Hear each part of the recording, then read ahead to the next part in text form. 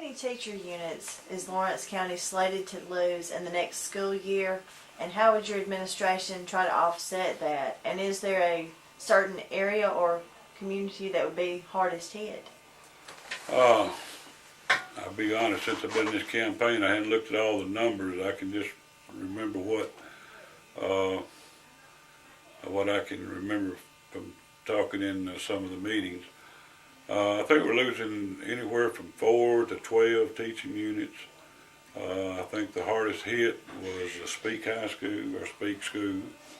And I think we're losing a couple at each of the other schools. I think Lawrence County High School gained some units.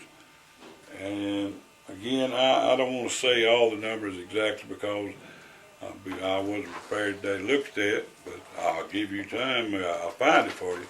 But I can remember that we lost a few, but it's not as bad. In fact, that's another thing that my opponent brought up, that we were going to lose $3.5 to $4 million. Well, I don't know where he got those figures, because nobody in the State Department or nobody in our system up there are aware of that figure. And so when I read where he put that in that red hot newspaper from Moulton that the children done up there, that the students did, I got to ask him, where did that figure come from? And nobody knows. So I don't think we're losing $4 million, because I think if we had our present superintendent, Mr. Rutherford, would probably be out on the streets washing, gnashing of teeth and that great prophecy of doom. So,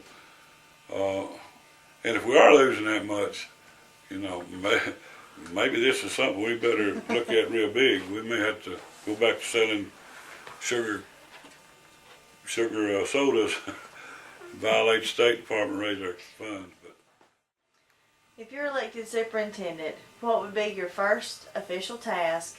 And broad view, what do you most want to accomplish? The biggest thing I think I would like to get the morale back to a high point. And I think with a lot of positive reinforcement, I would publicly try to build the image of our education and our teachers, and in private confront some of the places where we have problems.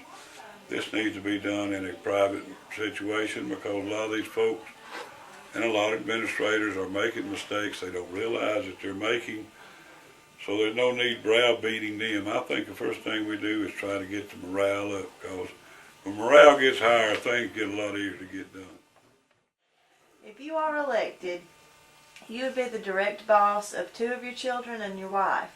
Would this violate any laws? And how could you assure voters that you'd keep personal and family business out of school-related issues? Well, as far as my wife, it'd be the only time I would be the boss, because all the other time at home, it's definitely who's in charge. But no, this I would not be either of them's immediate supervisor.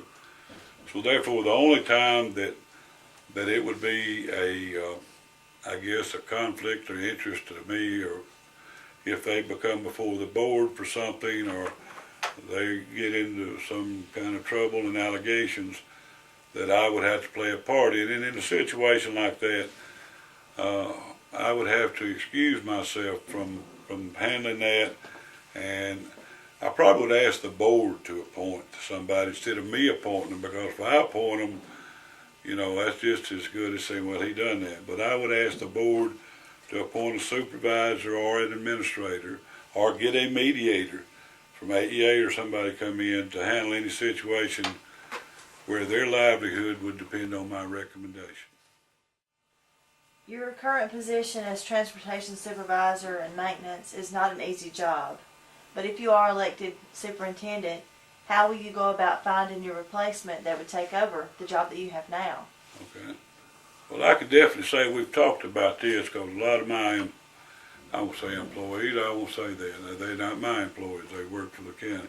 But a lot of folks that I work with have asked me, in fact, some of them told me that we're not going to vote for you because we don't want to lose you for a boss. Well, I appreciate that, but I told him I'd rather vote, but there's a procedure that has to be followed.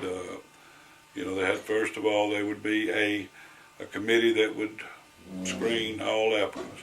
And I'll say this, I would take some of my people, again, not my people, let me back off that, some of our people in the transportation to help interview, and some from out of maintenance, to serve on this committee to listen to the resumes and interviews, because, they pretty well know what's going on. And so it would be a committee process with folks involved that are presently in transportation maintenance, along with our regular board screening committee up there, to take care of that. If you are elected superintendent, and if Mr. Grimes stays at Speak, you would be his boss. Or, other way around, if he's elected and you stay in your current position, he would be your boss. Could you work with him after this election? Well, sure. I'd rather be his boss.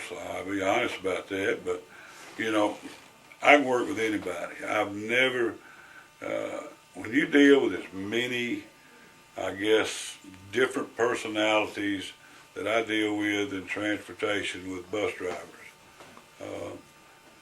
you can pretty much work with anybody when you get that many different communities and that different many people that from different backgrounds, different values, different thoughts.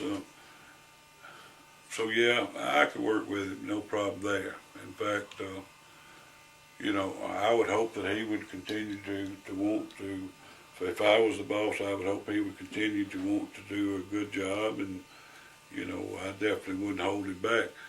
The thing about it, if I don't lose this, I've got a good job, so I don't worry about that. And I say this: if he becomes the boss, he's gonna need me a lot worse, because he don't know anything about my job. So without me, he's in trouble. So, but I want it the other way.